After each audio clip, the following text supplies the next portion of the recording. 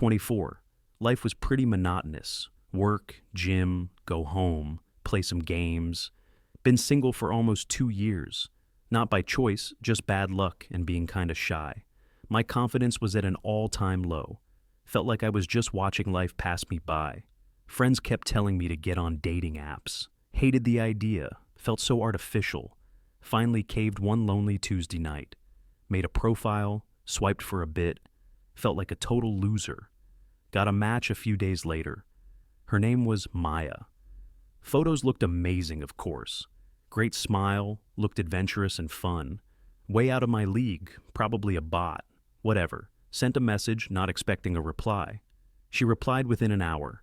We started chatting, and it was easy. She was witty, smart, and laughed at my dumb jokes. Felt a spark I hadn't felt in a long time.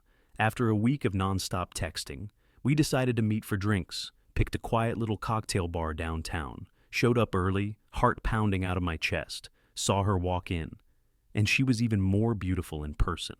The first hour flew by. Conversation was effortless. It was like we had known each other for years. She was so engaged, so interested in me. The night ended with a promise for a second date. Went home feeling like I was walking on clouds. The first month was a whirlwind. We were inseparable. Date nights, lazy Sundays in bed, meeting her friends. Everything was perfect, almost unnervingly so. This is where the signs started. Tiny little things, easy to brush off.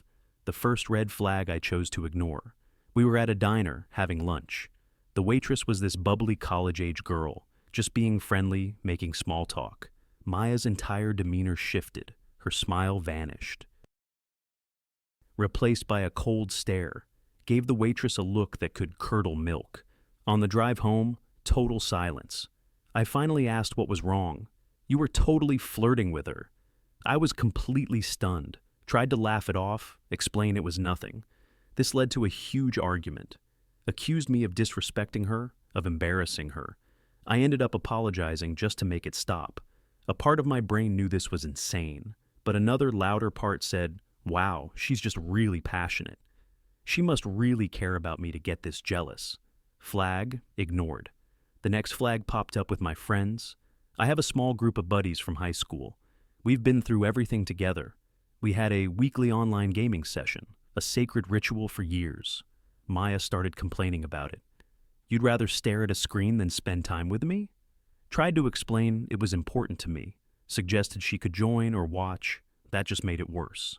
Eventually, I started skipping sessions, just to avoid the inevitable fight.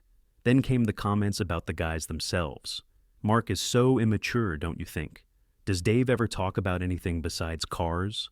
Subtle digs, planting seeds of doubt, making me feel like I had to choose her or the friends I'd had for over a decade. I told myself she was just being protective, that she wanted the best for me, and maybe my friends were a little childish. I started pulling away from them. Fewer texts, more canceled plans. They noticed, asked if I was okay.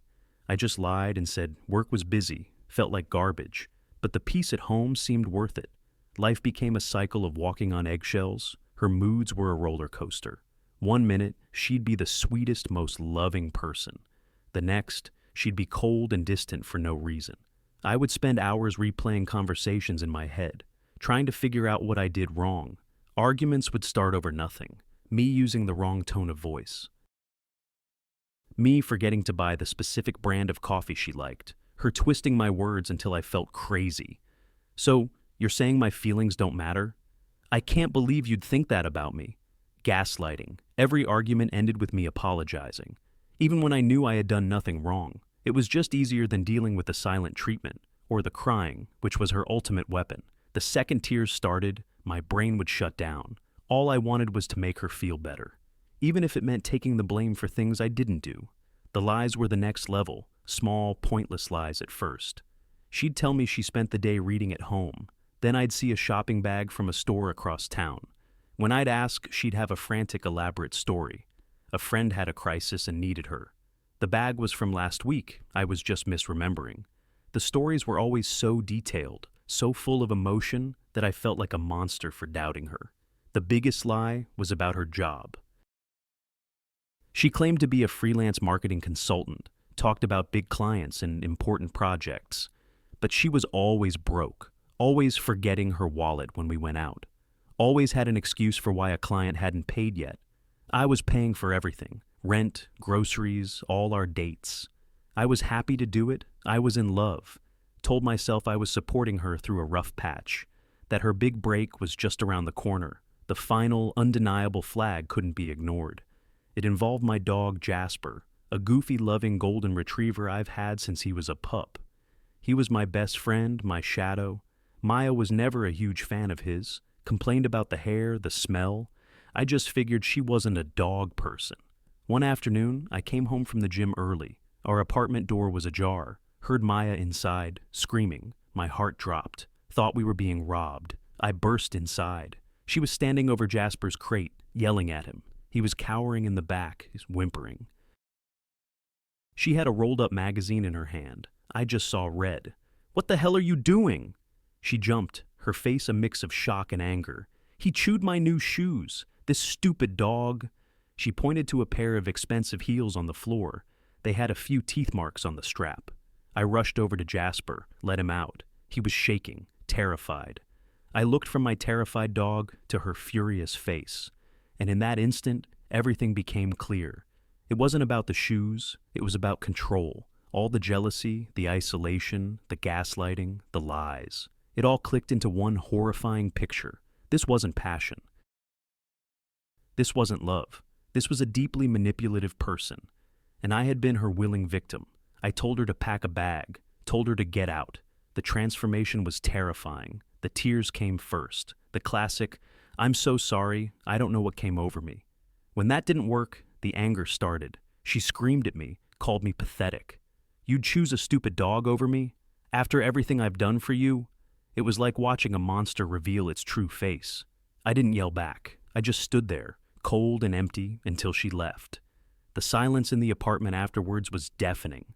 Just me and Jasper on the floor. I felt like the biggest idiot in the world. The red flags had been there all along. Not just flags, but giant, flashing neon billboards.